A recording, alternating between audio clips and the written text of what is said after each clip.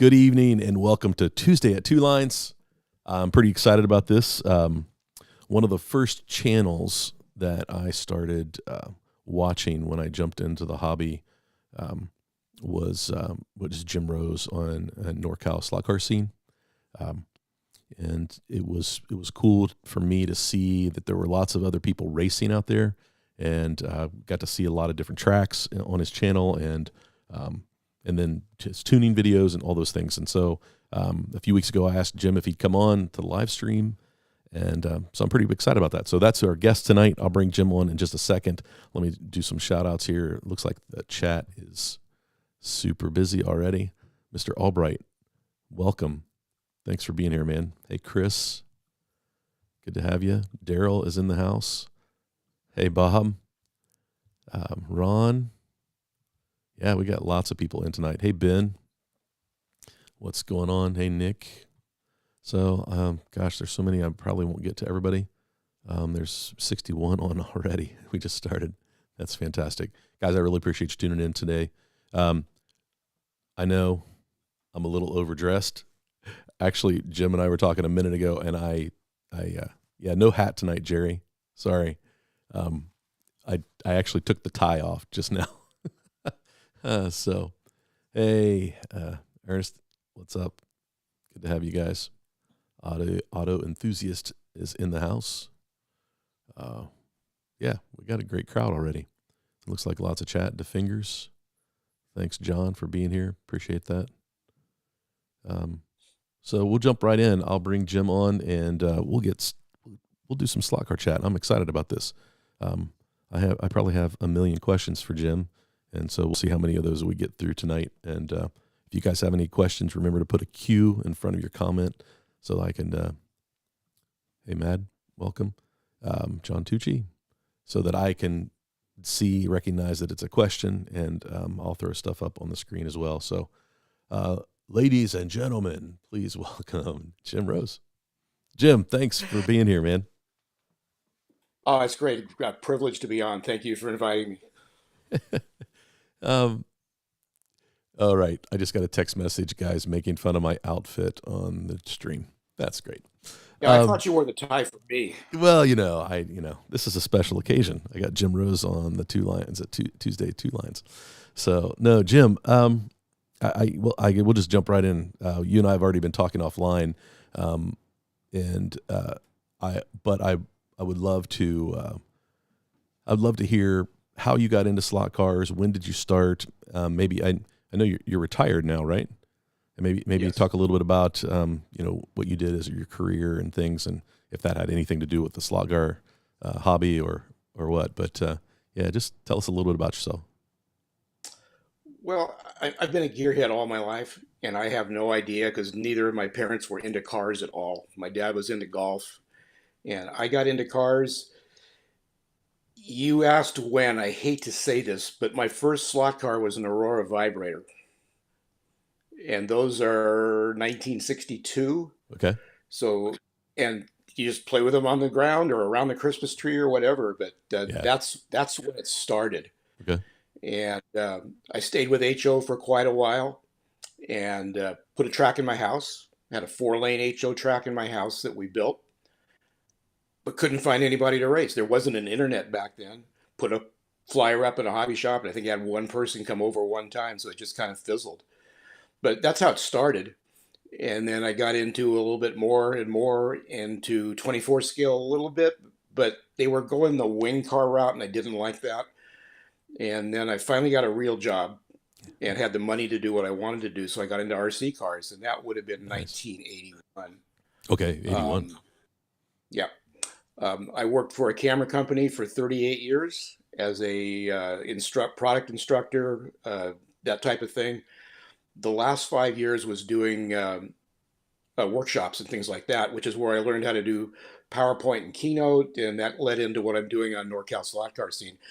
Because back then, well, we didn't know what a pixel was, let alone a camera that would shoot video.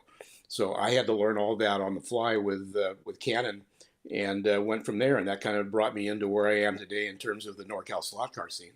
Nice. Uh, But then I kind of got disillusioned with RC cars because they went away from looking like real cars, and found some fly cars and got into it, just not very seriously, but they just look so cool.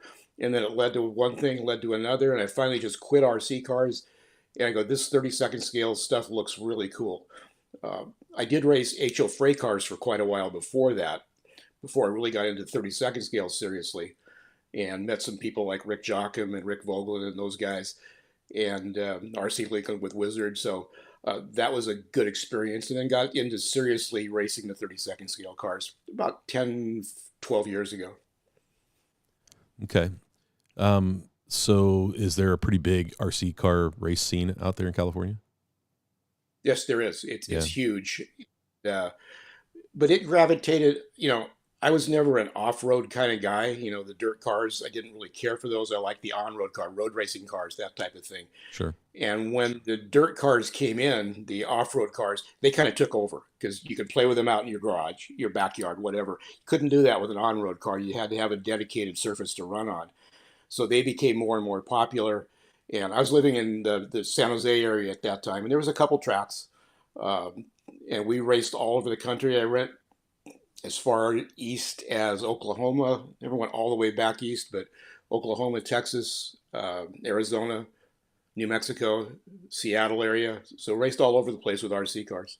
Yeah. Well, I, my brother and I, our uncle showed up one time at my grandparents' house, and he had a Cousho Optima, no Javelin, and threw it on the ground, and we were hooked.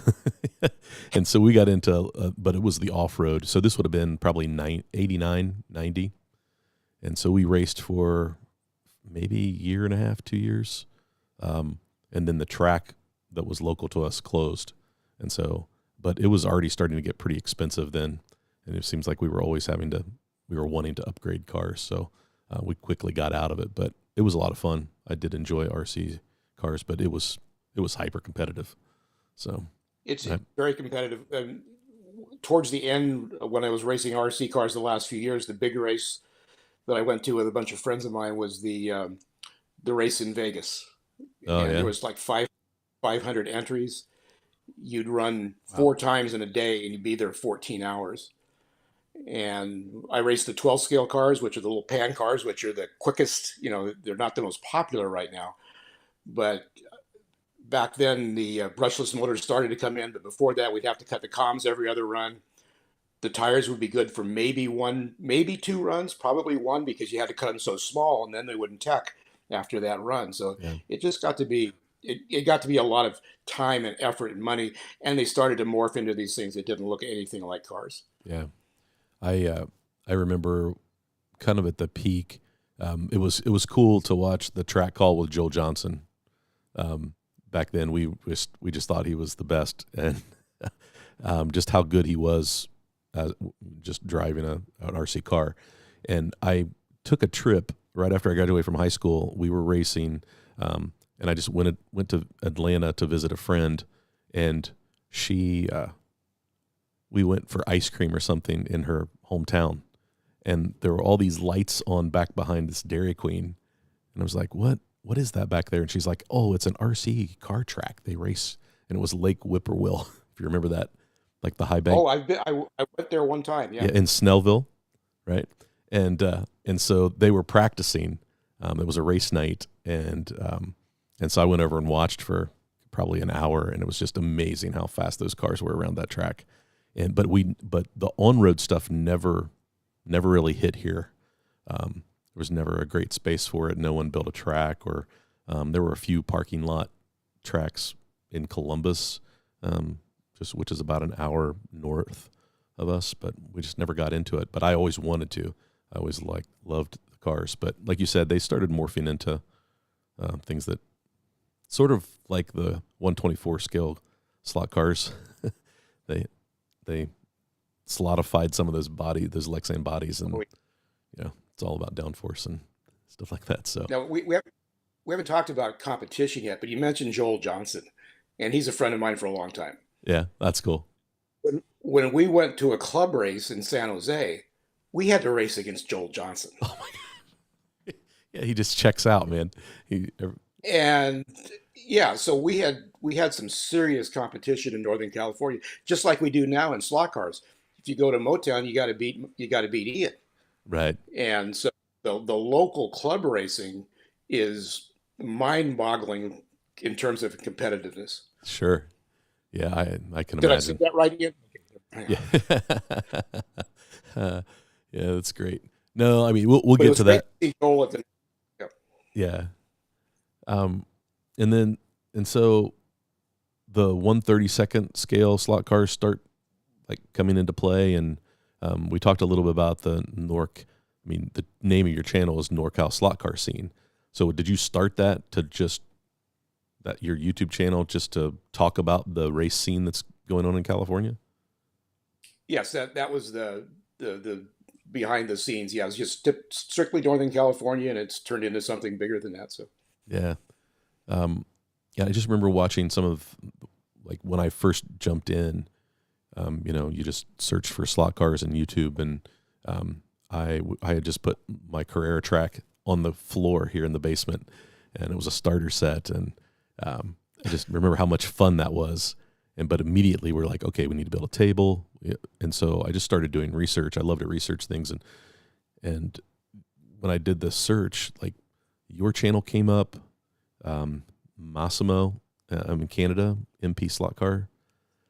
He came up, and a couple of others, and I felt like they were not brand new channels, but they were fairly new channels, and I lived off those videos because it was just great content, and I was just absorbing everything I could, right?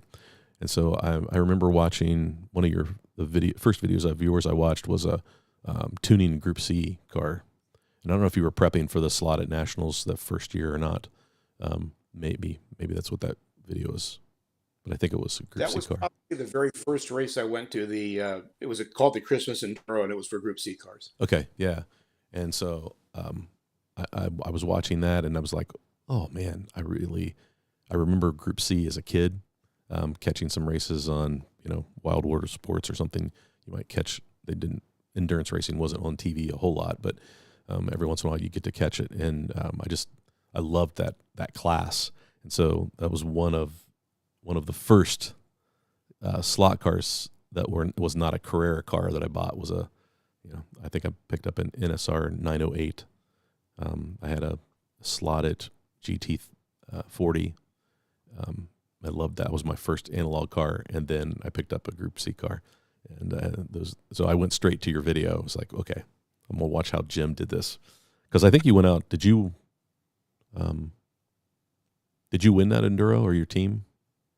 Yes, yeah. Yeah. Baba Hooley was a teammate, Yeah. and we had been racing in Northern California for quite a while, and for us at that time, we were relatively advanced because we were oiling tires and truing tires and doing stuff that the guys down in Southern California had never heard about, because their club that they came out of, the Far Out Club, which is one of the most popular, successful clubs in the country, but they don't allow that stuff. So Right. that first race at Electric Dreams, it was all allowed. We went down there, and our car was probably a half a second faster a lap than anybody else, except the other Northern California car. Yeah. Because you guys had already been down that path, right? So does the Yeah, Far Out we, Club we knew how to still? prep tires. Yeah. Yeah. Do they still run those type of rules? The Far Out Club. At the Far Out Club, they do. Yes, the Far Out Club, they have typically 25 to 35 people at a race, and they run 25, 26 races a year. Um, it's it's called Far Out because the name of the person that started the club is Stephen Farr Jones, Okay. and it's his club. But there's like 8 or 10 tracks. It's got to be probably the most successful large community of tracks that can agree on common rules, and everybody gets together all the time. But they have house controllers, so you show up, you run the house controller. Okay. Very limited modifications. You're not allowed to do anything to the tires other than clean them. So it works for them. Yeah. Well, I think there's something to say about that. I mean, you keep the cost down. You probably keep the field pretty even when your rules are like that. So talk a little bit about the NorCal Slot Car Scene. We were talking earlier of the number of tracks, and Ian and I, we touched on that a little bit when we talked. But I'm impressed with the racing scene there from a slot car standpoint. You've got lots of choices, lots of places. It's awesome to see guys opening up their garage, and they've got a track there, and I feel like it's almost, you guys almost have a racing series, or maybe you do, that you bounce around and you guys race a lot. It's impressive. Yeah, it started again probably around when I started, around 10 or 12 years ago. There was a track, a commercial track, but a 32nd scale commercial track with landscaping and everything, 4-lane, that opened up in Sacramento, and a lot of guys started racing there on a weekly basis. And we tuned cars, but we didn't do a whole lot to them. And then another track opened up called Sidewinder Raceway in Sacramento, and that was more of it was 32nd scale, again, a purpose-built 32nd scale 4-lane track, but it was a little bit more commercial. And we would race there every Wednesday night. And his business model was, I don't charge for racing. He charges for track time and obviously parts, but if you want to race, it's free. And he would get 25 to 35 people every Wednesday night. Wow. So it worked for him. And like a lot of slot car tracks, it wasn't his primary source of income. Right. And that's kind of where the Northern California group grew out of, and learned how to tune and learned how to prep tires and things like that. And then we had a couple of home tracks, Nate Katz in the Santa Rosa area, and Mike Andrews, Silicon City and San Jose. And those were the first two we started running on regularly. Nate's hasn't raced with us for quite a while. Mike still does, and then we picked up a few other tracks. Yeah, it seems. So that's kind of where it came out of. Yeah, that's cool. I just think that, we see it in the chat all the time where people will jump in and say, I don't have anywhere to race, or I'm just racing myself in my basement. And the fact that you guys have got like such a great culture out there, that there's options for you. If you want to race every weekend, you probably could find a place to race, right? There's enough races. Within about 120-mile radius, yep. Race every weekend, if not more. Yeah, if you wanted to drive a little bit.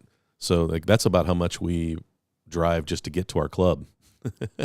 and it's worth it because we just have, it's such a great culture there, and we have a blast. The guys are great, and so we make that trip when we can, and just have a great time. But we're starting to find, I'm starting to get like invitations to other tracks. Guys find the channel, they're like, hey, I got to go to a great track a couple weeks ago called The Cave up in Northern Ohio near Cleveland in Elyria. I saw that. Great. Yeah, and just beautiful track, but just fantastic guys. We just had a great time racing. And so I think that YouTube is helping people discover tracks that they maybe didn't know were near them or in their backyard. So I think that, as you cover these tracks, you probably help people find you, right? From yes. Northern California. So that's pretty cool. So what are you prepping for a race right now, Jim, or are you building any cars? We have an MR slot car race coming up in May, so that will be our next big race. That's going to be a 2-day event at Motown. Okay. It's actually an Electric Dreams race, but it's being held at Motown, and then Electric Dreams is running their MR slot car sponsored race the next month. So there's 2 MR slot car sponsored races, one at Motown, one at Electric Dreams itself. We're trying to get, Marco said he's coming. Hopefully he'll come up and race. Yeah. He keeps telling us how good he is. I've seen him. He is really good. Yeah. So that's the next big race or 2-day race that we've got coming up. So how that's kind of a cool partnership, right? With Motown and Electric Dreams to do that. Can you use the same car both weekends? Yes, the rules are going to be exactly the same. Okay. It goes back ways. We went to Electric Dreams, a bunch of us from Northern California that first time, and we went down a second time. We don't have anything like this in Northern California. And so I said, well, we got Motown. I'd never heard of it. So I went there and approached them, and they started a race. We started racing 32nd scale once a month, and it's kind of grown from there with the new owner, Mark Pollard, who took over beginning of last year, so a little over a year. And his grandson Braden is a racer, and they went Right. down to Electric Dreams for the first time, and Braden beat me. He keeps telling me that. He was second, I was third, Ian He was keeps first, so he we keeps swept the reminding you. podium Yeah, nice. every time I talk to him. Yeah, but Mark met Marco, and that's kind of grown. And Marco is a distributor, Sure. so it's not like tracks are not competition for him, so to speak. He wants all the tracks in the country to succeed Right. because he sells more stuff because he's a Yeah, sure. distributor. So they got together and decided to collaborate, and that the MR Slot Car race came out of that. Yeah, that's cool. And I know that that's a brand that Marco's working really hard with to promote. And he sent me the 3 Jaguars, and I forwarded them on to you. And those are great looking cars. I love the body, and those liveries are fantastic. And I think that, I mean, from a performance standpoint, how do you feel about those cars? I didn't really run those 3. I've had a McLaren, I think for about a year because I did a couple of videos on it. I did a conversion to the 050 motor. Okay. Because MR Slot Car does make a pod specifically for the 050 motor. And that was a great combination. So I do have a McLaren. I'm going to have to get a Jaguar for this race coming up because it's a Jaguar only race. Yeah. So I've had very little experience with the MR Slot Car race cars, other than the Shadow. I did have the Shadow, and it ran really well. Yeah. It's Go a ahead. little hindered compared to this Thunder Slots because it's a little bit bigger, and the wing is kind of heavy compared to those, but it runs great. I mean, I won a Can-Am race with it, so it's a really good car. Yeah, it is a good car. And I of course, those of us that grew up through that time frame, like when that car hit the track in the 1-to-1 car, that was pretty impressive what it was able to do in such a short period of time. It was definitely a wild car on the track. I guess have you ever seen one in person, like the real? At vintage races, Yeah, quite a bit, and that's my other thing is I'm a photographer and I do vintage racing photography. yeah. I was going to ask you about that. But yeah, those car, it surprises you how small they are. I'm like, this is not that much bigger than a go-kart. It felt like the Shadows, but that's a lot of horsepower and super light. So it was awesome that MR Slot Car, took the chance to, and I mean, it was a lot of investment for them to make that car, and I think it's been pretty popular for them. So, and like you said, it runs great on the track. We do have a question. Josh Reed says, Jim, because I asked Ian this question too, if the stars align, would you come race out east in a major race? The stars would have to align quite a bit, primarily. I traveled for 40 years with my work, Sure. and I've had it with travel. I don't like to travel. Yeah. So would I like to? Yes. Will it happen? Probably not. Probably not. Yeah. Yeah. I get that. It's just finding the time to do it, and then it gets expensive pretty quick to travel Yeah. a long way to a race. So, and you got Yeah, hotels. even going down to Electric Dreams because I can drive down there, but it's a 6-hour drive. It's 380 miles from my house, so it's not around the corner. So going down there is, Pretty time big. and expense and everything else. Yeah. Yeah, pretty big commitment. Yeah, that's what Ian was saying, that he had a pretty good drive to get there, and I could get that.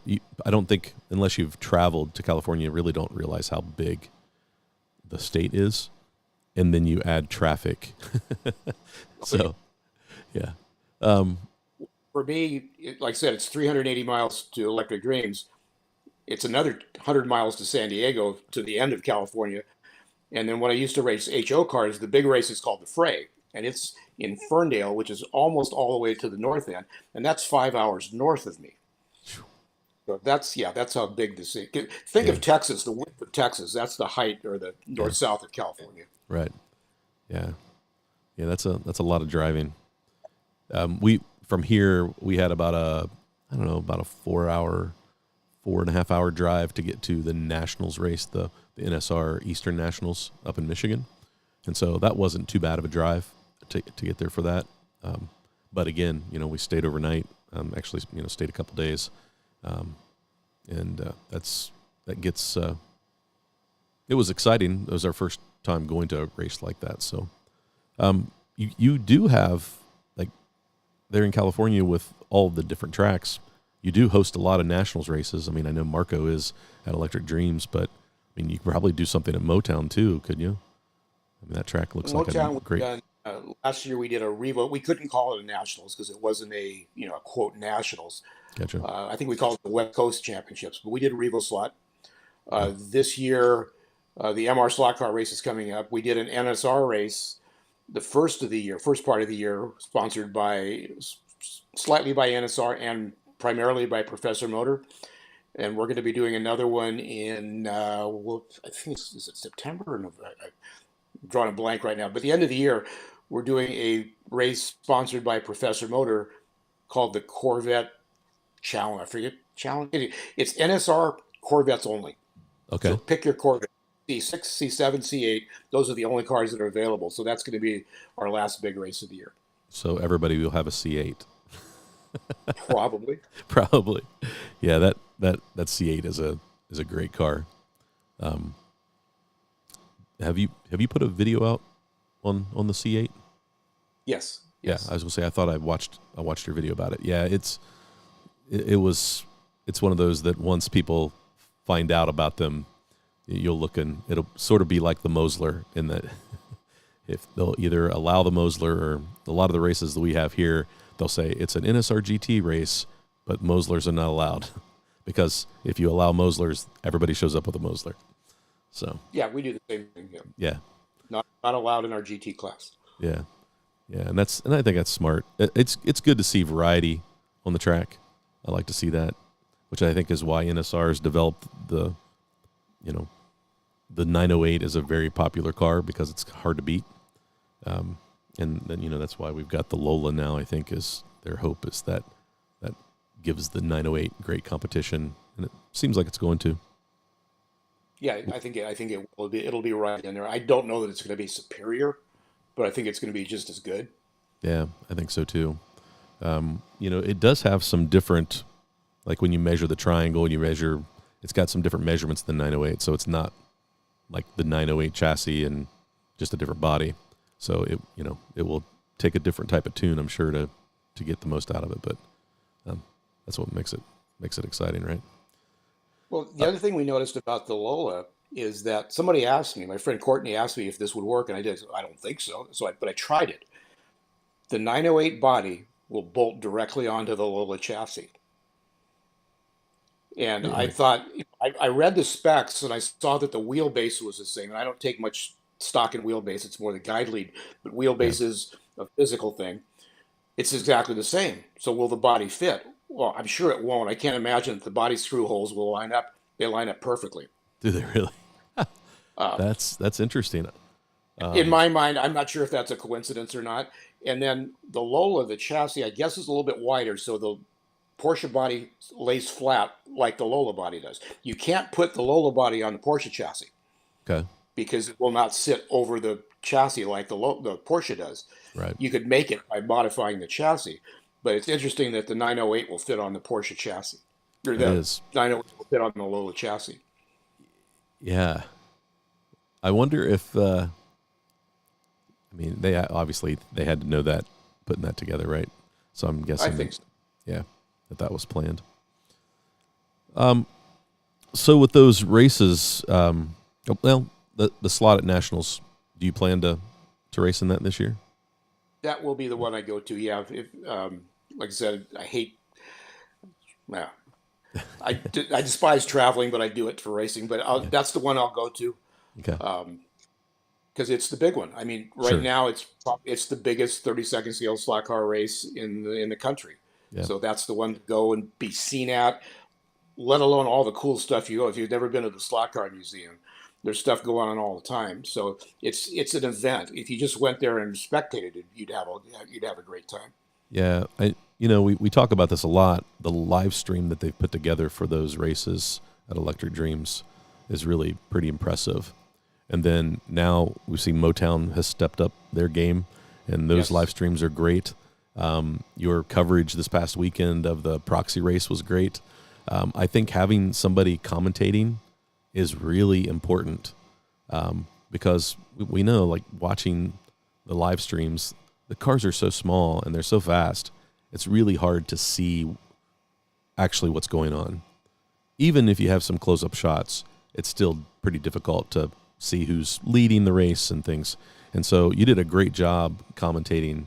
I appreciate, and I know that like, it's a lot of work. I've done it for things. I've done sports and soccer and football and baseball and some things, and I know what it's. You got to be organized. You got to know people's names. You got to pronounce people's names properly. Those are the small details, but just being able to, people watching the racing going on the screen, and then hearing, lap times, and just you had because you have a relationship with most of those people racing, you can talk about them and who they are. And then there was a lot of we got to see, you guys joking around a little bit, and that I appreciated that. That was good to see, and I thought that it played well on the live stream. So well done. Do you think there'll be more of that? Oh yeah, in the hobby? Motown is going to be doing that regularly. Okay. We put it on my channel because of, thank all the people out there. I've got 4,600 subscribers. So I said, Mark, why don't we put it on my channel for 2 or 3 races to help you get your YouTube channel going on its own. And so that's why we're doing that.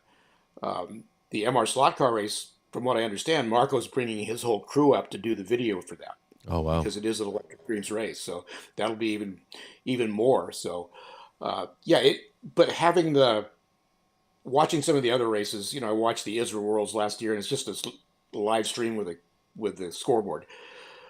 Having a commentator, I think, makes all the difference in the world. Yeah, we saw that. The Doug and Ian did an awesome job with the Nationals race, and I mean, you talk about a couple of long days for them, and they were at it the whole time. I was really impressed, but it really added so much, and you can see that in the numbers of people that continue to watch. Right, like you said, Yes. the worlds.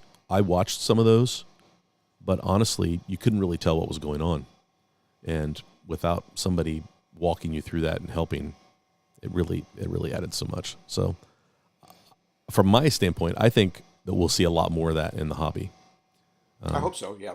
Because I think that the live streaming really is a way for people to find out what else is going on out there, and then if you've got commentary and you're interviewing people, and like there's opportunities for all of us to learn, like, what did they do to their car? How did they make it so fast? What are some of the, not secrets, but I think the knowledge share right now is so good that people want to see other people succeed. I see Ian doing it. I see you sharing.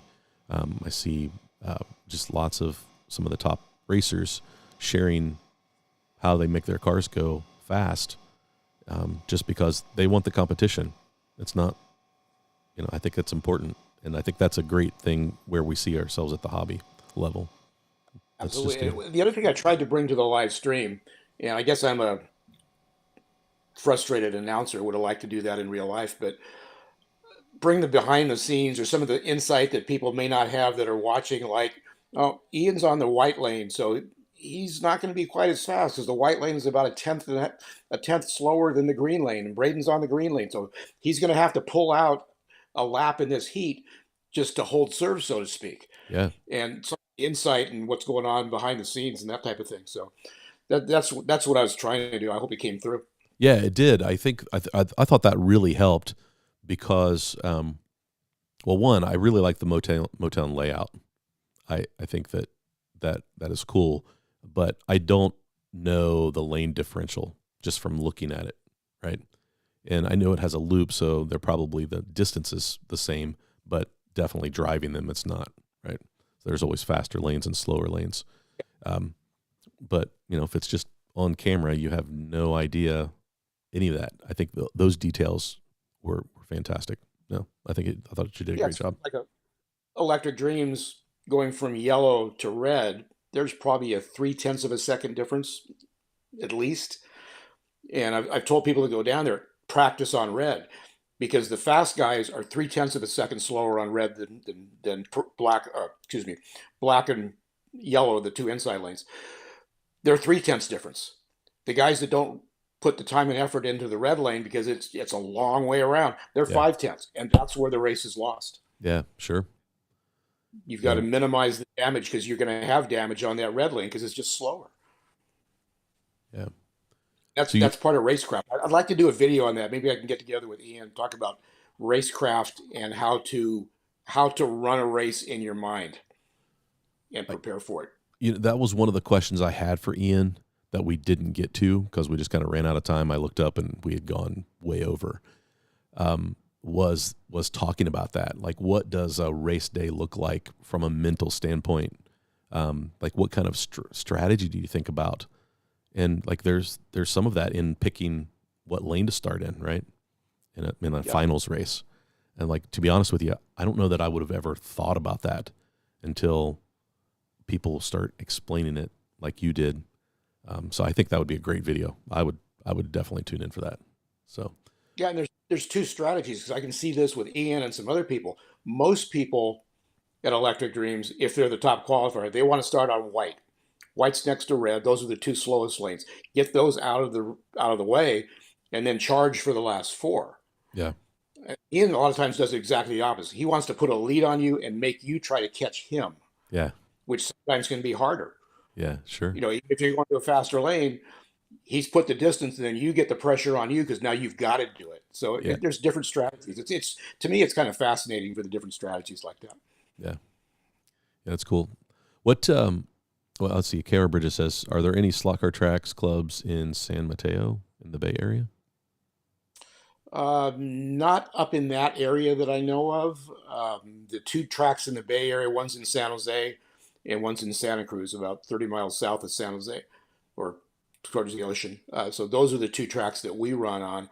I don't know of any other 32nd scale tracks in the Bay Area, actually, other than the one I mentioned before, Nate Cass. He's in Santa Rosa, but he hasn't raced for quite a while. Yeah. There is a club. It's not really a club, but there's a guy in Hayward, and I can't think of his name right offhand. I did a video on him. He has a 2-lane Carrera digital track mounted on a trailer that he takes places and lets people play. It's not, they don't race, you know, like what I consider racing. They just have fun, and he takes it everywhere. And it's a great tool, I think, for slot cars. You think maybe Carrera would like to get together with him. But he's been doing that. They do it in the summer. They shut the track down, I think, in the winter, even though it doesn't snow out here, but they shut it down. And so there are a couple digital tracks, but not much action going on them. Yeah, I find that most of the tracks that are open for racing, there are not a lot of digital tracks. I started with digital, and then I bought my first analog car and was and then we went to Cincy Slots. I've told this story a million times. We went to Cincy Slots, and when we showed up, Daryl made us run some Nomad cars, and we never run a car without magnets at that point. And then we were hooked. Like, we realized just how much we really enjoyed that kind of racing. And we haven't really looked back to digital very much, even though our club usually runs a digital class. They'll run an analog class and a digital class each night. But I don't have a huge selection of Carrera cars, so most of the time I don't have a car to fit the class that they're running. So, but I'm not knocking digital. We loved it. It's what got us hooked into the sport or the hobby. But yeah, good stuff. Am I wearing my slot car suit? Yeah, this is my slot car suit. Yeah. The guy in the Bay Area that has a track, it's a full first class track, wireless controllers or anything, and it's a little different because he has push button for brake. Okay. So you have two buttons. You have lane change and brake, so that takes some getting used to. So yeah, we raced there a couple times, but I don't think he's raced much since then. Yeah, I think COVID hit, shut a lot of stuff down, and hasn't come back. So yeah. Is that the True Speed controllers that have the? I don't remember what he had. I just remember them being wireless. Yeah. So did you switch to the DS controller full time now, or are you back to your third eye? Of course, weren't you running third eye before that? Third eye, yeah, I've been running a third eye for about a year and a half or two. Okay. I started with a DeFalco, went to a third eye. I tried the DS about a month and a half or so ago because a Yeah. friend of mine had one, liked it, and then the next day he was we had another race the next day. He was there, and my third eye broke. Oh So no. can I borrow your DS again? Turned out it was just a wire, so I just resoldered the wire when I got home, and it was fine. Didn't really That's cool. break. But yeah, I really like the DS, and I've been using it exclusively. Have you really? And even Okay. now that I got my third eye fixed, um, I let a couple friends of mine use it. They both placed orders. I wish I'd get a commission on it, That's but everybody seems to like the feel of it. yeah. I think so. I think the trigger is if coming from a DeFalco, which is that's what I have. I felt like the trigger was a little strong, like it was a little stiff, like this, like a softer spring might have helped it. But then some friends, we designed the 2-finger kind of snap-on 2-finger trigger for the DS, and that gave you a little bit more leverage, and I love it. But I know that you race like with just the tip of your finger, right, on the trigger. Yeah, So you probably don't need the my 2-finger. yeah, I don't. I like the feel of them, but it didn't work for me. Yeah, So I feel like you're right. I pull it right with the tip of my finger, so I have to take a Dremel to that and flatten it off so it doesn't, it hurts after a while. yeah, yeah. I saw your video where you put pictures of what you did to the trigger. Yeah, I'm liking the DS. I feel like it's still a lot of trial and error. I wasn't happy with it at the club, mainly because I felt like it was taking me too much time to get dialed in. I got it close, but I've got it dialed in pretty good here on the home track, and my laps are quicker with it than the DeFalco. Um, Yeah, and when I went from the DeFalco to the third eye, the DeFalco uses a regular wiper button, and it takes X amount of distance to go from full brake to that first band. It could be only 20 thousandths of an inch, but there is that slight dead band. yeah, The third eye doesn't have that because when you hit the the button goes back and hits a post. And so it's the button doesn't even go to the end of the resistor. It just stops when it hits the post and that fires the brakes. gotcha. So immediately when you pull the throttle, you get power. And I love that. Yeah, Absolutely love it. And the DS is the same way. yeah, yeah. I haven't tried a third eye. I'd love to get my hands on one. I saw that somebody was selling one on one of the slot car pages on Facebook, and I was like, dang, I wish I'd had the spare money to throw out another controller. And then I would really like to try the Apex, the True Speed, but it just seems like it's got so much going on. I might struggle getting it dialed in. Have you played with the Yeah, Apex? I've tried it. A friend of mine loaned me one for a couple weeks. And Yeah, so I've tried it and I liked it. I didn't go any faster than I did with my third eye. So I guess I just didn't feel I needed to buy one. But it's a really good controller if you're willing to put the time and effort into knowing what all those buttons and dials do. If you don't, you may be in more trouble. But if you do, it's tremendous. You have so much control over it.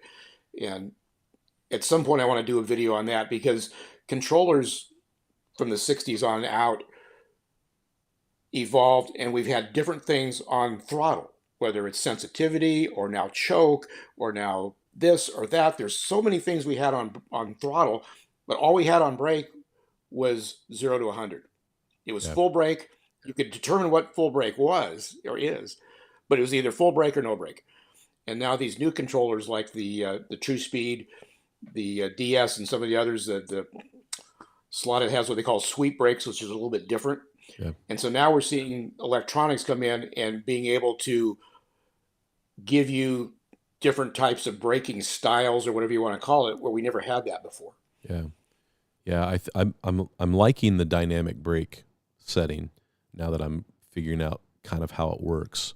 What are your thoughts on that on the DS? I'm the Do you, same way. I can't quite figure out how or why it does it, but it seems like when I turn it up, I may go a half a tenth faster. yeah, it is kind of crazy. I like people have asked me the question like, what is it doing? And I'm like, I'm not sure what it's doing, but it does seem to, like, when I go, like if I would overdrive into a corner and I've got some dynamic brake turned up, it calms that car down. So when I do get to the brakes, it doesn't fly out of the slot. And I don't know how to really put that in words and express it, but I can watch it calm that car down going into a turn. And then I think that I haven't run it at full max. I'm usually at about, I don't know, 40 or 50% with it, but it seems to work really well. I just don't know exactly what it's doing. Well, the lights flash, so it's really cool. Yeah, that's right. And I don't know what the total purpose of those, other than it tells you that it's working, but nobody's watching that during the race. I did hook mine, and I've hooked up controllers backwards before. I'm not gonna. Nobody would believe me if I said I didn't.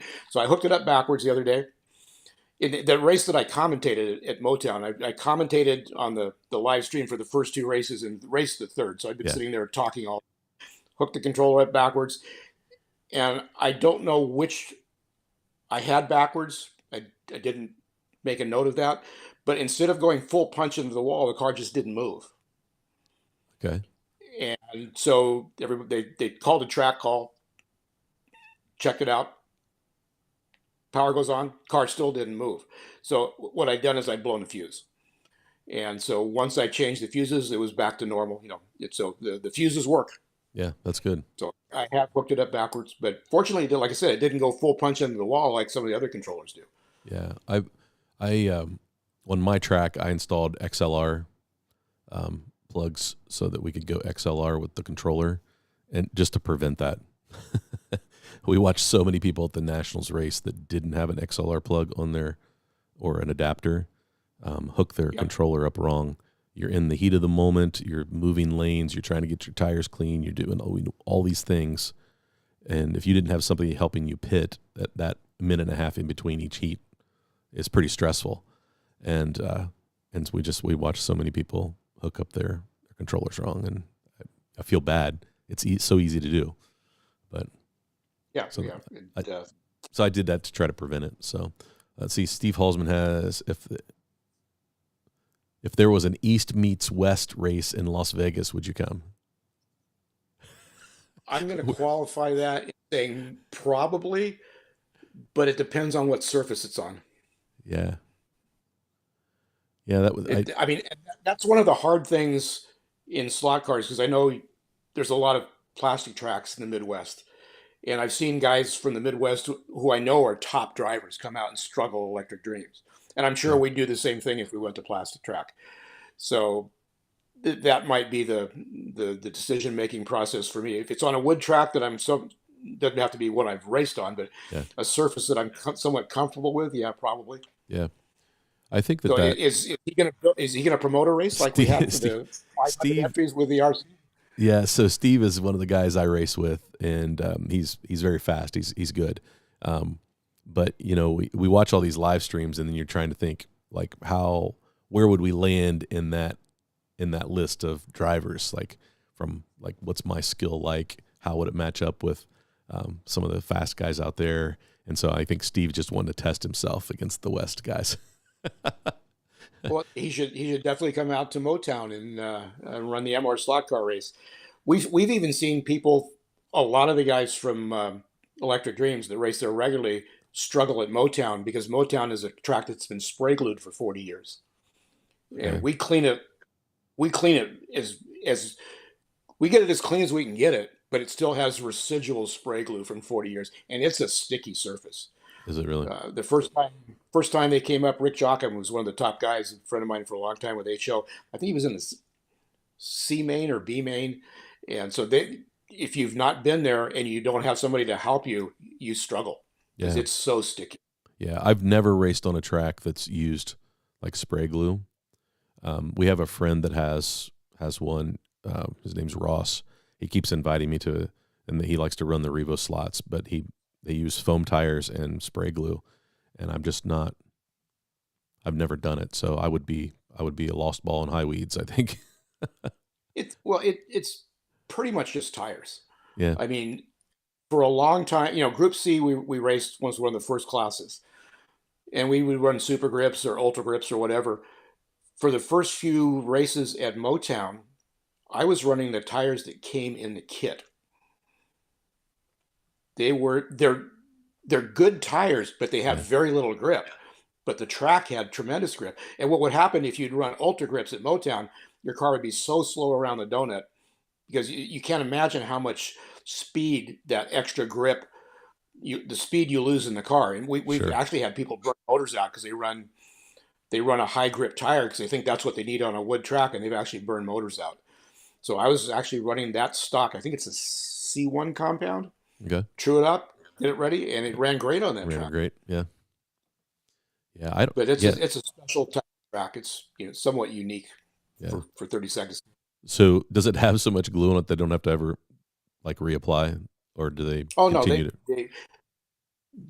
we call that the road course. That was built by Monty Overin probably 30 or 40 years ago. Was in LA for quite a while, and they run 24 scale on that once a month. So they spray glue it that week, Okay. and then the next day after the race they strip it again. But you just can't strip it. It's Yeah. just there. It's in the wood. You'd have to completely resurface it to get rid of it. Yeah. But we've learned to live with it. And Yeah. I see John's on. John, we need John to come out to Motown. I haven't seen John race in quite a while. Yeah. I think I think Marco gives him a little bit of hard time trying to get him to come to some of the races there at Electric Dreams as well. But Yeah, he came. The only time I've met him, he raced that track that I mentioned, Nate Katz in Santa Rosa. yeah. He came out there a couple of times and raced, so I have met him. Yeah. That's So cool. that's a challenge, John. There you go, John. You have been challenged again to get out there and race. Let's see what else. I don't see any other questions in the chat. So I like to know what people's favorites are, and so if you had to pick your favorite car to set up and race, do you have a favorite brand? Do you have a favorite car, particular that you favor over others, or are you a fan of all of them? I really like the Revo Slot Group 2 sedans because I just like that era and those cars. Okay. But I do like GT3 now because our rules, we only run one motor. You have to run the NSR angle winder motor, whether you run a scale auto or a racer sideways or an NSR. So we have a spec drivetrain, and it's GT3. I like the fact that it's contemporary cars that are being raced now. And then the other one would be just the opposite, would be Group C, because it's cars that, like you said, you and I grew up with and watched run. Yep. They're easy to drive because they have very little power. We run the stock motors and stock gearing up here. Yeah, that's what we do as well, and I like that. Right, I like when the rules are real simple, so then it comes down to how good can you drive, and not so much like for us at our club we run silicone tires. It's kind of a Midwest thing, I think, but we run silicone and a clean plastic track, and the cars are super competitive, and so keeping that basic is kind of nice, especially if you're a beginner. Then it doesn't take much to get that car running really well. We don't allow like motor pod changes either, so you have to run the stock, the inline, and those cars are pretty easy to drive, pretty predictable, I think, which is probably why they run them for the slotted nationals. Yeah, our Group C cars are probably as close, other than Revo Slot, they're probably as close to a stock car. Electric Dreams of the Nationals, you can change gears, so everybody runs the pink gear because that's the tallest gear and it works good there. Yeah. So it's a pretty simple, and then he's changed the rules a couple times. The first year that big Jaguar XJR10 was dominant, but we were also running F1 wheels and tires on it, and those cars stuck like glue. And then the next year he outlawed those wheels and made everybody put the wheel skirts on the 10. So for lack of better terms, they kind of neutered the XJR10, and everybody went to the Nissan because it has the lightest body.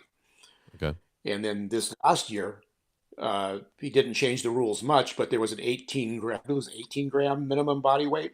So if you had a Nissan, you had to add about 4 grams to your body, and everybody else could pretty much run them without any weight. Gotcha. And so that slowed the cars down. And we had a different spec tire, so that slowed the cars down a little bit last year. And so now that the track doesn't have magnetic braid, how do you feel like that will change that race? I I don't think it will change it much because those motors don't have a huge amount of magnetic downforce. A couple of weeks ago at this scale auto race, those angle winder motors have a pretty decent amount of downforce, and we saw about I think I think Ian TQ'd last year with a 537 and he TQ'd this year with a 570, so three or Yeah. four tenths difference. Yeah. I think that was the only difference in the rules, as far as I remember. It was just the fact they don't have any, they don't have magnetic braid anymore. So it made a significant difference on those cars.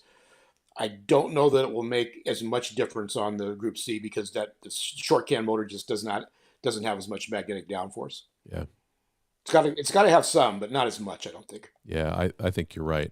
I think it will be less difference for the slotted cars, as compared to what did they just run? Scale Auto? Yeah, auto, yeah. Yeah. I think that that those Scale Auto cars probably would have enjoyed the magnet braid a little more. Yeah, and the scale auto cars also were running the angle winder motor, which has gobs of torque. And so the more magnetic downforce you have, the better the car is going to hook up. With the Group C, besides the fact the motor doesn't have as much downforce, it's nowhere near as powerful. Yeah. So I think like I said, it will not be as much different uh, as it was with the scale auto. Yeah. And that's a handout motor, right? That you get for the slotted Yes. nationals. Yeah. Yeah. So So there are three of them, or you can buy three of them.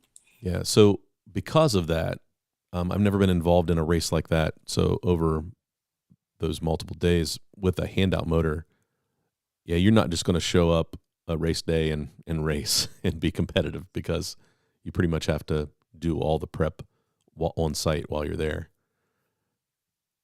Uh, yes, I mean I didn't do anything to my motor, Okay.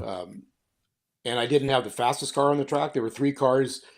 There were three or four cars that were at one level. There was three or four of us that were kind of at the second level, Mm-hmm. and I don't know if they'd done anything to their motors either. To me, the motors is not a huge issue like it can be with some other Okay. forms of toy car racing. Yeah. I didn't buy all three; I only bought two. I was not 100% sure I was going to go to the race last year, and I ended up going, so I only bought two motors.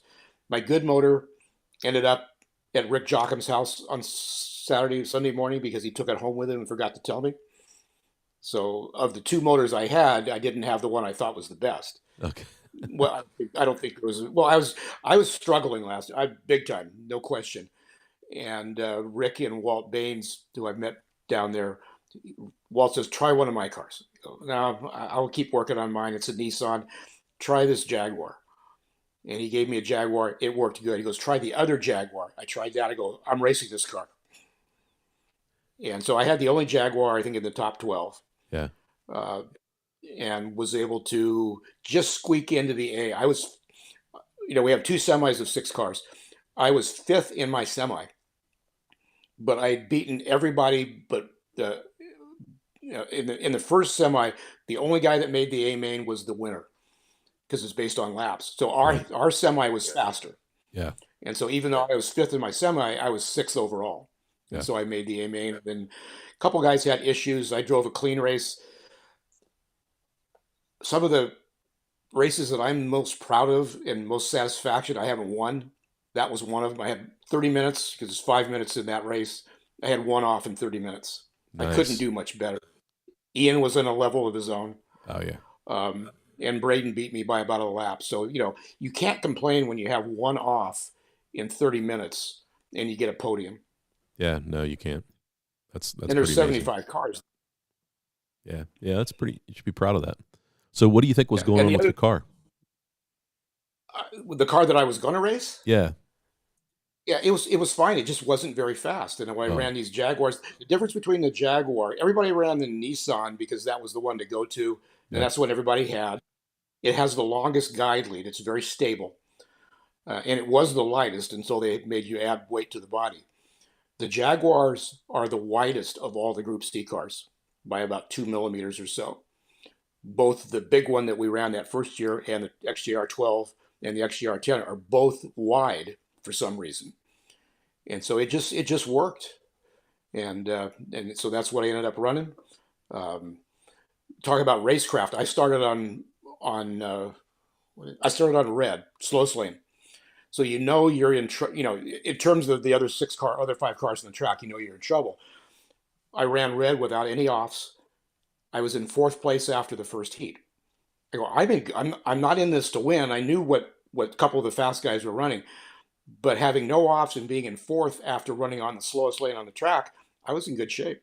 Yeah. Yeah, So smart. it's just So you teased us with some pictures today. It looks like you got some a car in the mail that you get to play around with for a little bit. You want to share that with us?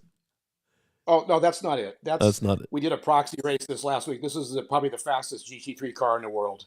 PKCZ from the Czech Republic. Yeah. Yeah, it's just an amazing car. That was fun getting to drive all those cars from all over the world. But yeah, That is pretty cool. this is coming to you next week. This is the Scale Auto Mazda Miata Spec Racer, what they call it. Yeah. You watch the real racing, they're just crazy. These things drafting around Daytona. They ran at Martinsville last year. That was incredible. They are fun to watch. Video with you. It is almost the same chassis. Well, it's the same chassis design as their LMP cars, but it's smaller. If you put this next to a 32nd scale Corvette, Not that much bigger. it's not that much bigger than a full-size 32nd compared to a Mazda Miata size 24th. So it should run with no problem on Carrera track and that type of thing. It is like all metal chassis. It is an exclusive to Electric Green. So when it's available, anticipated summer, Okay. $149 white kit. 149 white kit. That's the anticipated price. Well, I was told I could say that. So that's the anticipated price. That's cool. We don't know, with all the stuff going on in the world, one way or the other, we don't know what's going to happen with tariffs and everything else. But the Sure. anticipated price, $149 for the white kit. There will be 14 or 15 different decal sets, like Momo or Jägermeister or whatever, that type of thing, that will be available separately, but specifically for the car. To me, it looks like it's going to be just an amazing car. They're even going to have special pricing for clubs that want to buy 4 or 6 of them to do IROCs. So I'm really enthused about it. And to be able to get one of the first people to see it, they had it at a Scale Auto race a couple weeks ago. But did you get it on the track? Did you get to look at the performance? Tomorrow. Okay, so okay, great. So will you do a video about that? Yeah. All right, I'm going tomorrow to a friend of mine, John Roberts. There's another John Roberts on one of the other chats, but it's the John Roberts in Sacramento. He has a 2-lane track that's detailed like you wouldn't believe. It's one of the most. It's not very big, but it's detailed beyond belief. So I'm going to do some beauty shots on his track, and hopefully run a little bit, and maybe get it up to Ted's track where we did the Proxy race this last week. Yeah. I don't think it's going to be very fast because this is total prototype. The body is not the way the body will be. Gotcha. Other than kind of the basic looks. This is a printed body. It has a 20K motor in it. We don't know if that's going to be the motor that's in the actual car. So we don't know a lot about the production version. Gotcha. But that's kind of what we know right now. Yeah. Like I have a Carrera track, and you throw a Carrera 124 scale car on the track, and if you're used to racing 132nd scale, you're a little disappointed. They're kind of dogs, but they're a blast to run digital because it's just chaos on the track, right? I'm curious to know like what the plan is for that series, because the actual series that you get, watch on TV or live streams, and we've got a local kid who's pretty good driver that races a Spec Miata, and so he always live streams his races. So I'll go watch his live stream and just it's just chaos out on the track. These cars are everywhere. They're all so closely matched, right? And so it's Bump super, track, road course. That's yeah, crazy. hyper competitive. Um, I'm curious to know what kind of performance the end model will be, if they'll be a little faster, and like what's Electric Dream's plan if they run that class. Is that going to be on the big 8-lane track, or will that run on the? I think it's, I don't know, but Yeah, I would assume it's the 8 lane track because that's geared to 24 scale. yeah. And these are foam tires, so there'll be a little bit more Oh, glue on that track. okay. So, Um, so they but come if you with want to foam, go faster, just slap another motor in it. Unlike Carrera, you'd be hard pressed to put a 35K motor in a Carrera car right? and make it run for more than 2 laps. You can put any amount of power in this you wanted to if you want to. Yeah, that chassis looks pretty trick. Yeah, it's the same basic chassis as the LMP cars that are out now, but shrunk down, obviously. Yeah. Well, that was I was those cars were fast on the live stream. Yeah. I was impressed, but I've mentioned like when they hit the wall, we could hear it pretty loud and clear on the live stream. Those they hit hard, so they've got some weight to them. About how much do you think that weighs? 200, 140 grams. 140 grams. Yeah. Okay, The body was. I'm going off my memory, but it was right around 140. The body was about 32, okay. So so not it's that much more. I mean, like 50% not more than a 32nd scale car. yeah, but you're not that far from a Revo slot. I mean, what Revo slot is 100 grams, 110, some of the heavier Yeah, ones. So yeah, that's not too bad. I mean, I Car, think it's going to be a winner. I'm kind of biased, but I definitely think it's one of the. I put it on my our Northern California thing this afternoon. First time I've been really excited about a slot car in a long time. yeah. Can't wait to get one. If it gets lost in the mail between me and you, you'll know why. Okay, that's awesome. Um, so let's see. Car Fun mostly says Jim. What's Jim's take on a 4-lane bumpy plastic track, and digital? Have you run much plastic? I think digital cars suck, and plastic track is for kids. I know who that is. Okay, Car Fun mostly. okay, I had to get that jab in there. okay. Gotcha. I've only run on plastic track a couple times, and so I can't give you a good take on it. And I've only run digital casually at one track. Yeah, So I think it'd be fun to try. It'd be great not to have to worry about lane stickers. yeah, Um, yeah. so From a digital standpoint, yeah, and it's marshaling becomes easy on a digital track because you just throw the car in whatever lane you can. yeah. John Albert says he's called out again. There you go. I That's think funny. John knows. Yeah, John knows who that is. Let's But see. yeah, he races with a Disca group in Europe, and those guys are crazy. And I don't mean that in a bad way. Crazy fanatical about 32nd scale cars. They even have to run an actual livery that was raced. Oh, really? So So something can be said for required. that. I do like fantasy liveries as long as they're done right, like Ian does or some of the other people around here. Yeah. But their rules require that it be an actual livery that was run in a race on that car, which is taking it to the nth degree, which there's nothing wrong with that. Yeah. Auto enthusiast says, "Come down to Memphis. He's got a great track in his garage. If I'm ever in Memphis, I'm probably giving you a call. Um, let's see if there's anything. Yeah, there's Patrick. Welcome, Patrick. Um, Revo slot cars have 1 gram of magnetic downforce at stock height.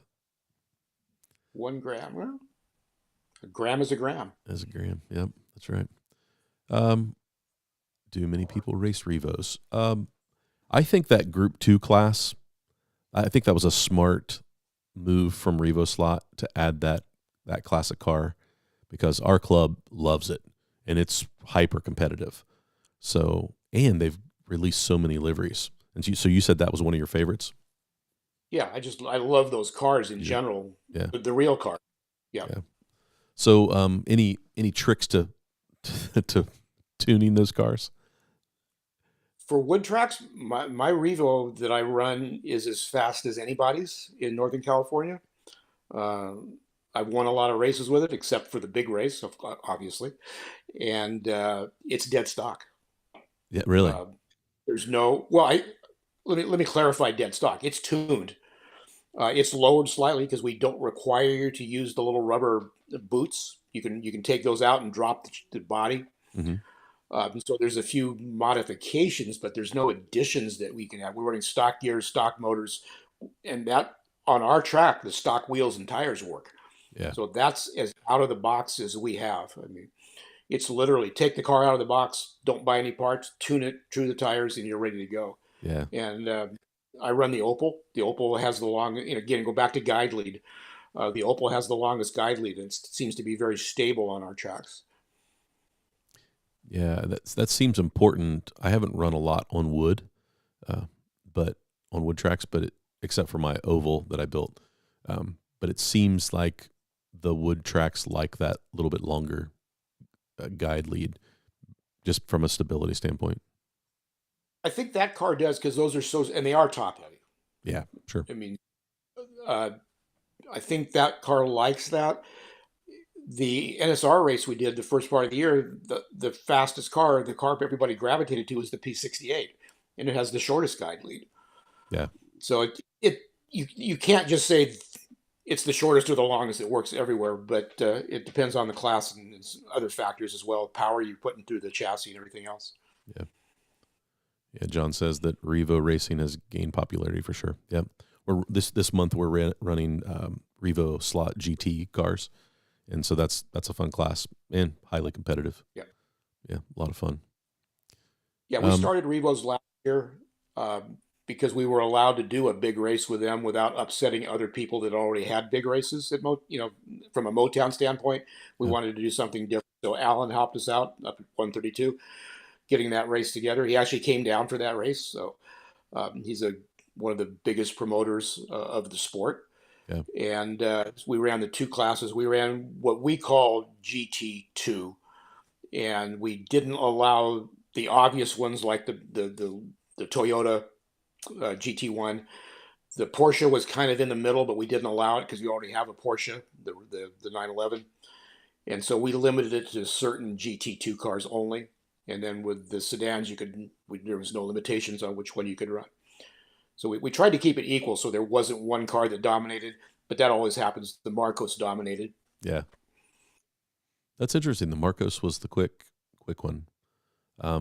If you can get it to hook up, because going around the donut, that short guide lead is real nimble. If you can get the car to hook up, yeah. So it'll either hook up well, or it'll be so twitchy you can't drive it, and that's when you need to go to a longer guide lead car. So right, and that's a good point. Like a good observation. That like if your car's doing this might be what you need to look at. So for me, sometimes that's the hard thing for me is to watch what a car's doing on the track and know how to fix it, if that makes sense. And I know that just comes with time and tuning and racing lots of different cars. You learn that as you go. But John Albright says, ask Jim if the Black Arrow Ferrari is running a bit bar or a bite bar. Bit bar. I've never run a Black Arrow, so I'm not sure. Yeah. And I think Black Arrow are they out of business now? Yeah, I'm not sure. I know John, he posted he was tuning one. I don't know if it was last week. Maybe you can clarify in the comments. Well, John was asking about the Black Arrow, but I'm assuming he's not talking about the bite bar on the Group 2 sedans that they have. Because they have that bar that goes across not the chassis plate, but the floating plate that you can add. Yeah. I wonder how that. And it was a little ambiguous in our rules. I thought it was quite clear that you could run it, but a lot of people thought you couldn't, and they didn't buy them. And one guy did, and he was right in there, but he wasn't any faster or slower. I don't think that he normally would be based on where he normally finishes. So yeah, didn't seem to make a difference. Nobody that was on the podium, I don't think ran one. Okay. Yeah, I know that some people are adding them, and I've not tried it. And I guess maybe I don't fully understand what it's trying to do, other than maybe gain more grip. Yeah, on the Revo slot, I'm not quite sure what it does either. Do we have any other questions in the chat? So, Jim, I know we about 15 minutes left.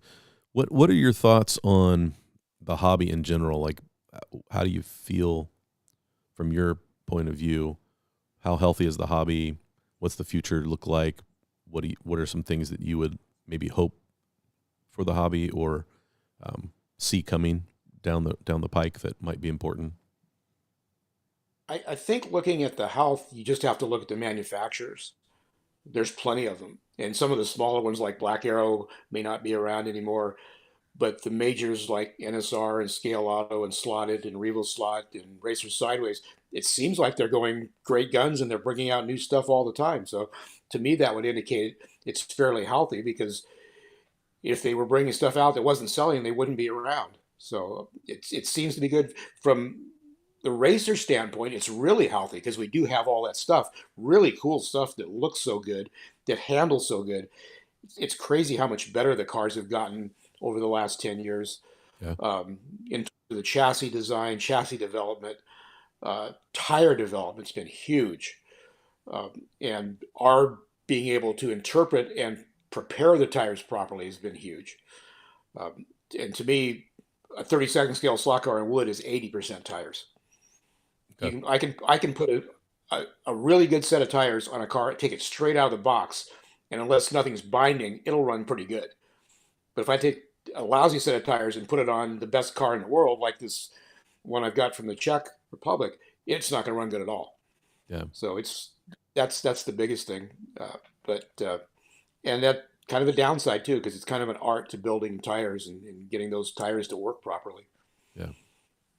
Kind of off subject of the health of the sport, but we do have all those options, and so I think it's good. People like Electric Dreams, 132 slot, LEB, Professor Motor. I'm probably missing a few slot. They're all promoting races.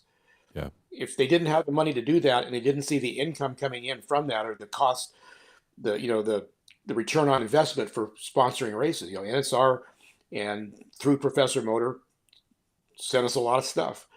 Yeah. Alan at 132 sent us a lot of prizes and stuff for the race, for the Revo race last year. If they didn't see the return on investment, they wouldn't do it. And that makes it healthier. I see these manufacturers races maybe getting bigger, like the MR slot car and the slotted. The Revo race last year, nobody had ever raced. People had Revo slot cars, but it weren't being extensively raced. We did the math, and when you figure there was, how many do we have? 35 or 37, I think. There was probably 10 or 15 that had planned to go or were thinking about going, but for some reason couldn't. So you figure there's 50 people buying we had two classes, so 4 to 6 cars each. So if everybody bought 5 cars, that's 200 cars. And if you do the math, that's a significant amount of money for a slot car manufacturer. Yeah. So it's kind of like, it's like you see that now. We've got the Mustang Challenge, we've got the Lamborghini Challenge, we've got a McLaren series, you've got all these. And when the cars are 200 or 300 or more for the race car versions, and you sell 20 of them to people that are rich and want to play with fast cars and race them on weekends, just like we do, just on another level. Yeah. You sell 20 $500,000 cars. That's not an insignificant amount of revenue. Yeah. Right. It's worth the investment. Yeah. Yeah. So and that's the thing. If it wasn't worth the investment, they wouldn't do it. And because they are, that's why I think that it's relatively healthy. Yeah. I think so too. I watched Marco's interview with Oliver from Professor Motor, and Marco mentioned that like we have so many new cars that have come out, and I can't buy all of them, right? I might want all of them, but I can't buy all of them. And he seemed to think that maybe some of the larger manufacturers have overproduced. I don't know. Did you catch that? And I didn't hear that one. yeah, I thought Oliver's, his response was he kind of felt the same way.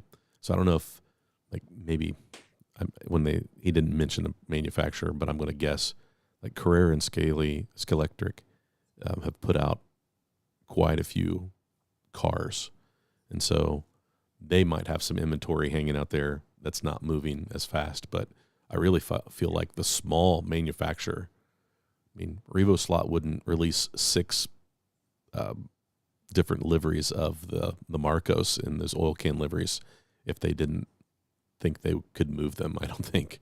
And if you look, I think everywhere they're all sold out. So Yeah, like it was a great move for them. And I like how Revo Slot does it. You don't see just one car, one livery. They always release in batches. And I think that's super smart. So you've got at least usually 3 liveries being released at a time. And so that allows people to maybe not have, 5 or 6 of the same car in a class at a small club. we're seeing that now with the NSR Lola. I see online. I've got one. I see online people have all of them, all 4 of them, different colors. They're not even liveried yet. They just want all the 4 colors, whether it's to do an IROC race or whatever. But people are buying multiple cars, so that's good for the hobby. Scale Electrics and Carrera, that's a whole different ballgame because of the way they market and their target market's totally different, I think, than anybody else or the other manufacturers that we consider like Spottits and NSRs. Go back to when I first started, back in the 60s. Aurora was the big player. There's HO slot cars. They had a national championship, and there was supposedly over 1 million kids, me being one of them, that entered it. They had like a spec track that hobby shops would put up, a fairly small track. They'd have local competitions, and it went up to state or regional or whatever. If you haven't been in this hobby a long time, the national championship final for the Aurora race was on national television. Wow. And the winner one year he got a Mustang, one year he got a Thunderbird. It was sponsored by Ford and Aurora. Yeah. And so they gave away a real car, to some 13, 14-year-old kid. If you research incredible. You can find that stuff. One year they also had a celebrity type race with like Sterling Moss, Dan Gurney. I forget the other 2. Jackie Stewart. They were all spokespeople for Aurora. So, we don't have that kind of, or the companies don't have that kind of money because they're not selling literally millions of these cars. They're selling thousands. Right. So it's not as healthy as it was back then, but that would not last. Yeah. Yeah, that was. So it's crazy to go back and research that. Yeah, that's wild. Brandon said, "What is the guide lead?" When you said that, maybe talk just a little bit about, for those who might not understand what you were talking about. When we talk about guide, there's 2 things. With a car, you typically talk about wheelbase. Wheelbase, front wheel to center of the front wheel, center of the rear wheel. In a slot car, because the front tires do virtually nothing, that doesn't make much difference. What contacts the road more is the guide. And so the guide lead is the distance from the pivot point of the guide to the rear axle. So if you think of a dragster, 300-inch wheelbase, if you want to call it guide lead, long. A Miata, way shorter. A Miata would kill a dragster in an autocross. Right. So those are the extremes, and that's the same way it is with slot cars, but it's the guide lead that makes more difference, is the most significant thing in that dimension. Yeah. Guide lead, probably width, and with these cars, I think body weight is a huge factor. Yeah, I do too. That's what I look at: body weight, width, and guide lead. Yeah, that's why so many rules when you look at a race or a club, they say whether Lexan interiors are allowed or not, because they're always trying to get the body, that weight up high, try to get it center of gravity as low as you can. So that makes sense. Yeah, thanks for explaining that. I'm sure everybody's taken their body off at one time and run the car without a body, and you know how much better it runs. Right. Car handles, it's on glue, Yeah. And then you put the body off, you've got this 20-gram piece of plastic up on top, and the car, it doesn't handle anymore. Yeah. And so the lower the body weight, in theory, the better the car is going to handle. If you look at it, one of the reasons NSR said the new Corvette's far and away better than any car they've ever built in the GT area. It's a 19-gram body. The McLaren, I think, is a little over 21, so that's a couple grams. Yeah. And then they've made that interior float also. Right. If you look at 24 scale cars, a lot of that weight, you don't want it on the chassis. You want the weight there, but you don't want it on the chassis. You just want it pushing on the chassis. And so the more you can spring that weight and get rid of vibrations, and they've done that with now the Lola and the Corvette, where the interior actually floats. Yeah. So it's allowing a piece that's 5 grams not to be rigidly attached, and it gives it some float. So Yeah. all that stuff, just all that little stuff adds up. Yeah. I know when the Corvette came out, there were so many guys that were like, my interior's loose, and they were gluing them. And I was like, I no, remember that. no. John Albright was one of them that was like, guys, that is meant to float like that. You do not want to, to Okay, glue I, them. I gotta tell you, a story on that one. Okay. One of the first times we went down to Electric Dreams was the second Christmas Enduro, and it was for 4 GTs. So a lot of people buy white kits because they want to detail them. One of the reasons I use white kits is they're typically 1.5 to 2 grams lighter than a liveried kit. Now you still have to put something on them, Yeah. so maybe not 2 full grams or maybe a gram, but a gram is a gram. I put in, and when you look at an NSR car, the interior is in there and it's fused. However they do that with a heating element, or Yeah. it's fused. When you buy a white kit, it's not fused, so you're putting it over a little peg. And so I put it over the peg, put a little bitty O-ring on top of the peg, and the interior is now floating. So I did that 2 years ago. That's now known in my circles. That's known as the gym rule because Marco banned that immediately.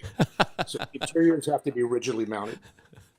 Uh, it was too fast, So Jim. Too well, it fast. wasn't fast enough because my buddies from Northern California, Ian and the West Group, they beat us. We finished third, but they beat. Yeah. Okay.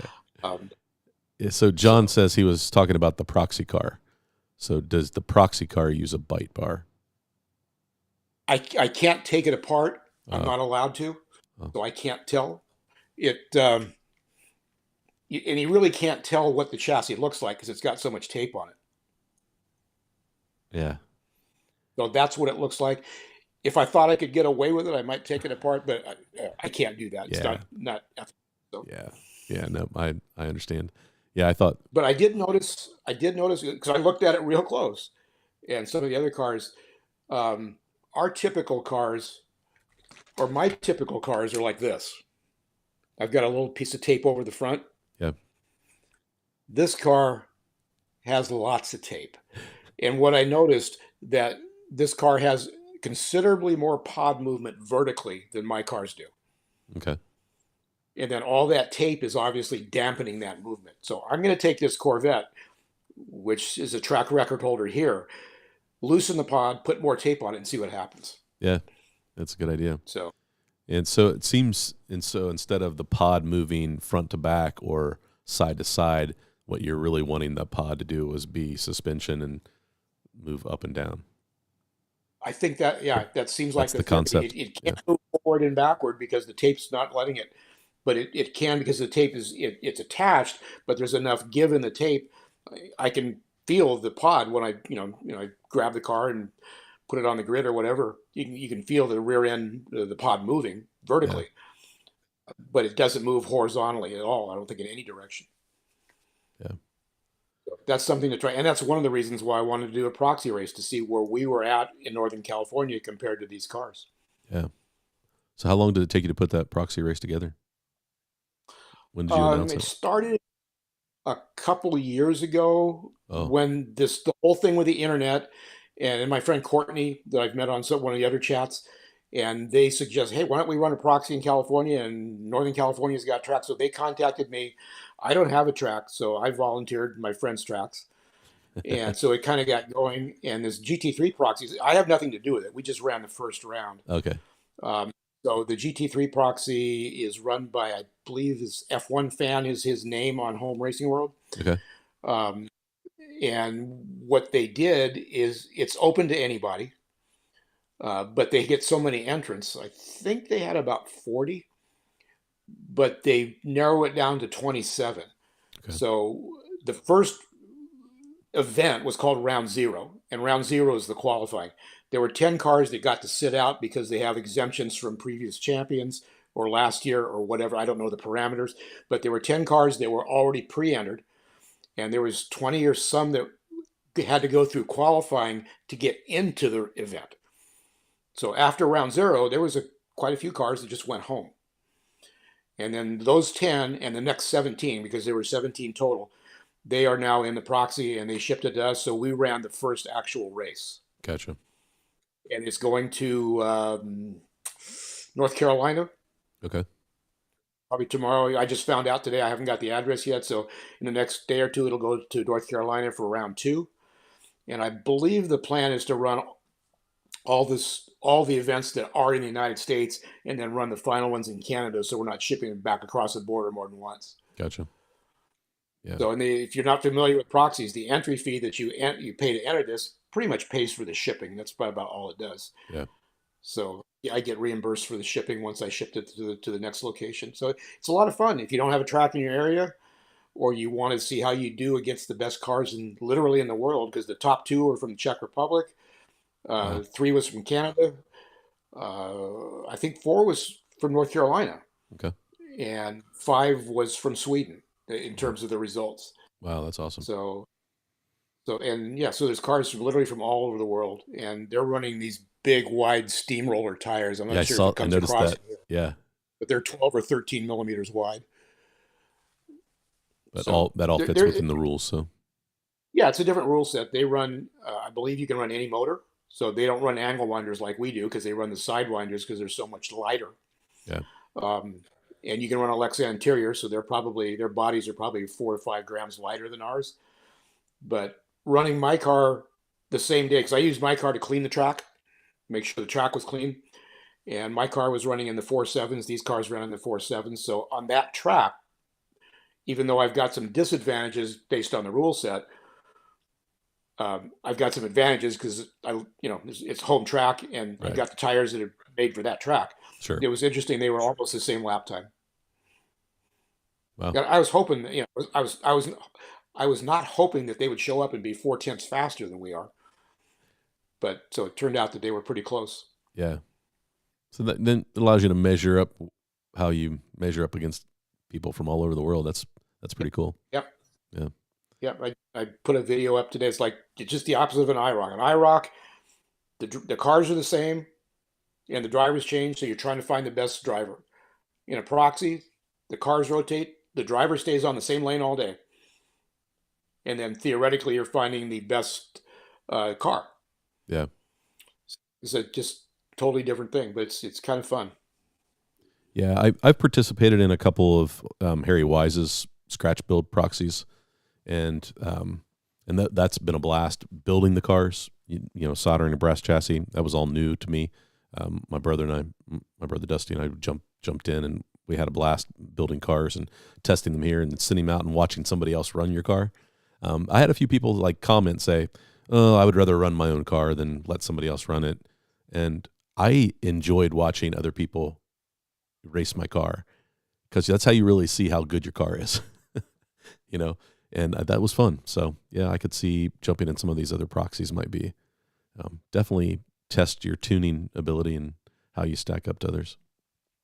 Well, for me, the hard part, if I decided to enter a proxy, is you've got to build a car that you hopefully is fast enough and capable enough of running up front, and then you got to give it away for 8 months. Right. This is an eight. I don't know if it's 8 or 10, somewhere in there, 8 to 10 race series. And when I ship it to North Carolina, they have X amount of time, but they may not be able to do it this weekend. So it may take them 2 weeks to get people together to run the race. So an 8 race series could take 8 months. Yeah. So to build a car and put all your time and sweat and everything into it, say, oh, see you in about a year or so. Yeah.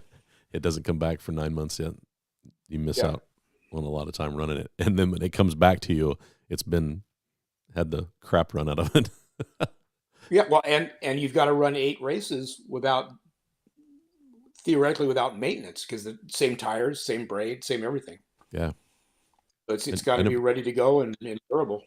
Wow, I never thought about that. Yeah, they're not taking these cars apart and doing any kind of maintenance in between. You're just throw it in a box and sending it on. Yeah.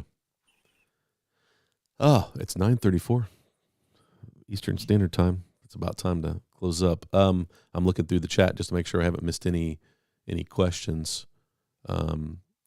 Tim asked, would steerable front wheels be a thought? They've never been practical, I don't think, for a slot car, because they're going so fast, and they don't really front wheels and tires on a slot car do virtually nothing. Yeah. So from an aesthetic point, yeah, but from a realistic standpoint for performance, kind of the same. There was a thread on somewhere about independent rear suspension. It's just too complicated.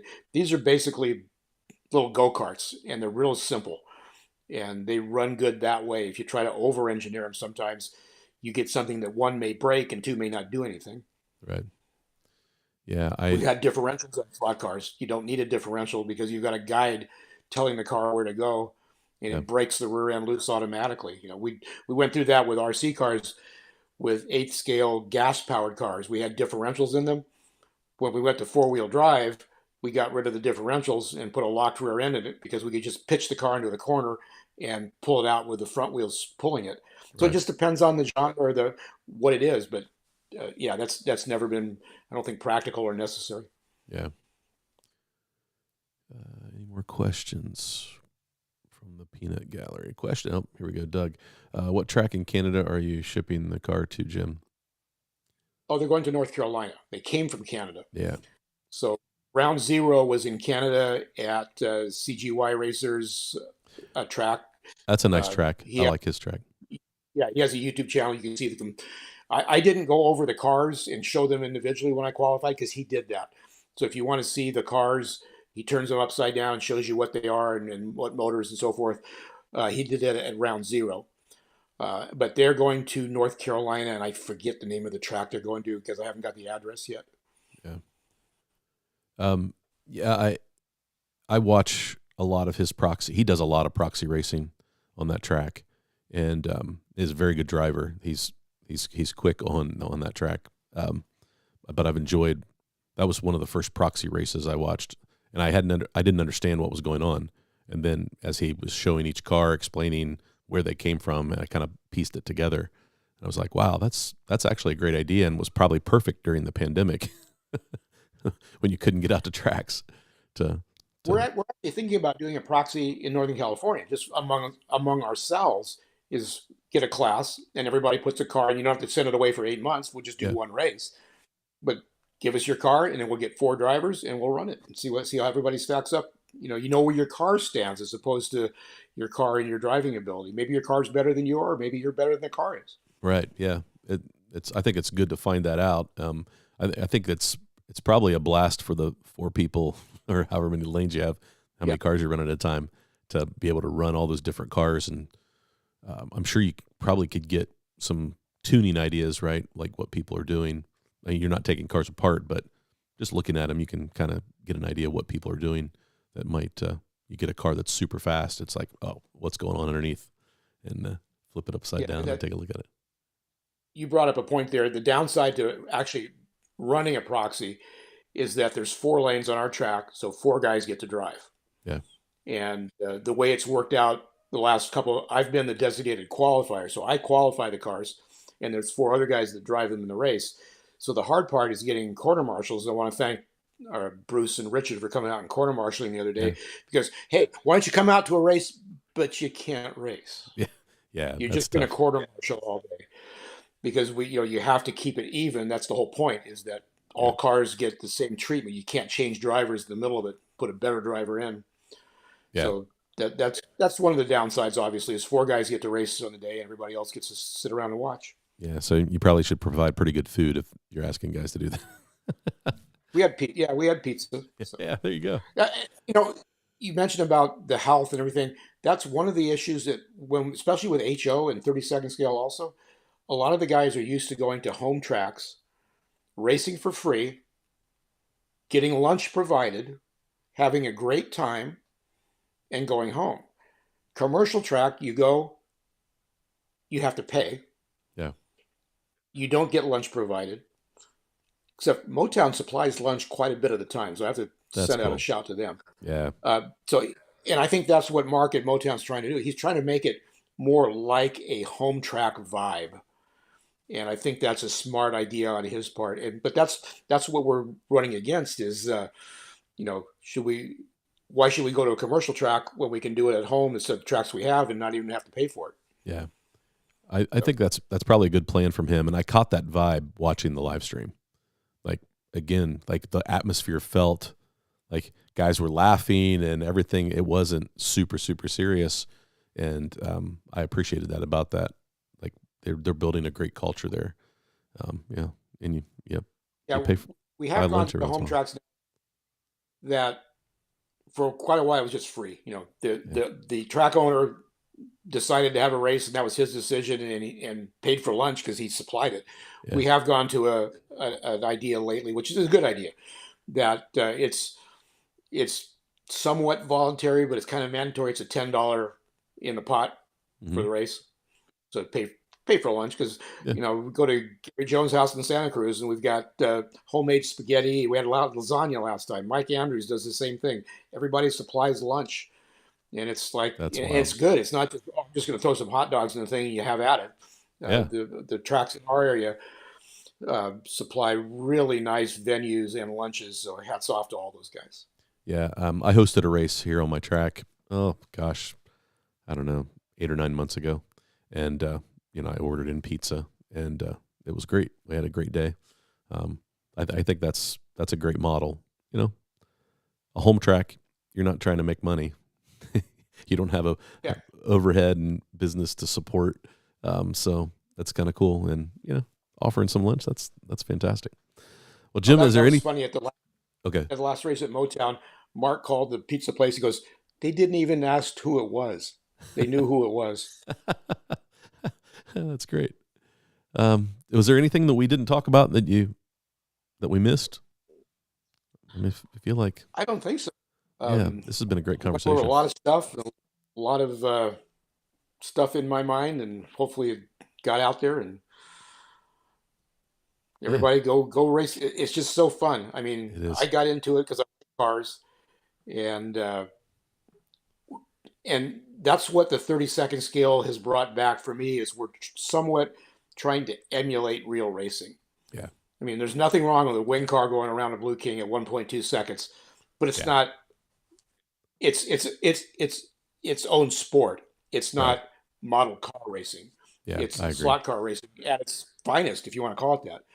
But that's not for me. So that's why cars and the vibe is great. Like I said, at the home tracks, and it's just fun. Yeah, I mean, the way I look at it is, in my lifetime, I will never get to drive a real car like this around the track. But I'm having a blast racing it in the the slot car, and then so many of these cars you get to collect them, and and there's an enjoyment in that too. But they're just making such great cars right now. It's a pretty exciting time to be in the hobby. I'm glad I jumped in 3 years ago. I'm not sure what I would do with my time. Well, I'd find something, but I'm really enjoying. It's time well spent for me in the hobby when I'm practicing tuning, going to the club and racing. Um, now what's next? I don't know. I don't know what's next for the hobby, but I'm excited and I'm here for it. So yeah, Yeah, it's really good. I think it's getting better. yeah, So, I agree. Yeah, the cars are getting good. I race some older. I've been given through the channel some older cars, and it makes me appreciate what's being produced now. Like you said, just like the last 10 years. I've only been in the hobby for 3. The last 10 years, there's been a big change in just in the performance and chassis design, and we're getting some tech. Some high tech yeah, stuff, and it used to be that scale electrics is kind of a generic term like Kleenex. So people say, "Oh, you race those scale electrics cars." Well, not quite, but and when these other companies like Slotted and NSR came in and started producing, and I'm not trying to knock scale electrics or Carrera no, because they have their own niche, they're fine, but they're not performance oriented cars. And the ones that we race, typically, whether Riva Slot or all the other brands, they are designed to race yeah, for aftermarket parts, the motor pods and stuff like that, and they look good. yeah, they do. I agree. Yeah, we're getting some thank yous. Everybody's enjoyed the conversation. Well, Jim, I'm going to let you go and get to your evening. It's probably dinner time for you or past dinner time. For sure. Yeah, and I appreciate you being on the live stream, and I wish you luck on the next race. And I just look forward to more content from you. You just do a great job, and I appreciate um, bringing the California scene to the rest of the country and the rest of the world. Really, what's going on there, and it's fun to watch what other people are doing, and I just appreciate your effort. Thank you. I appreciate you having me on. It's been a blast. I love talking about slot cars. Yeah. Uh, and I know some other friends of mine that are coming out to the Slot at Nationals. So maybe some other people that I'm looking at right now could come out to the Slot at Nationals, and we could Yeah. finally. I'm feeling a little pressure to to make that happen. So I'm definitely looking at the calendar and trying to make some plans. So I would love to get out there. I'd like to, you know, there's some other tracks. I keep, like I said, keep getting invites to other tracks, and I love doing those. I love when you highlight a track that you go to. Um, I enjoy those videos as well, and making those videos. Go to a new track, get to test it out. You get to find out how fast you can figure the track out. But I love bringing that coverage to people because they watch that video and go, "Oh, now I've got ideas for my own track. If I ever build one, or if it's a plastic track, I can incorporate that in my design." So, yeah, keep up the great work, man. I really appreciate it. It's so much fun going to the big races, even if you don't race. I've met people, like Ian and Doug that did broadcasting.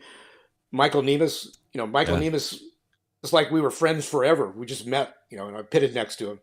And some other people like that you'd never meet ever in your lifetime, but because of the sport and everything else that brings people together. And I've had the discussion with Ian too. It's like some of the best times we have race day is bench racing afterwards at the pizza parlor or whatever, yeah. which is kind of like what we're doing right now. Yeah, exactly. Yeah, Ian mentioned that too. I was like, "Where's your favorite place to eat after the?" And he's like, "Oh," and he knew exactly what restaurant. It's the after every race they go to. So that's awesome. Well, Jim, thanks, man.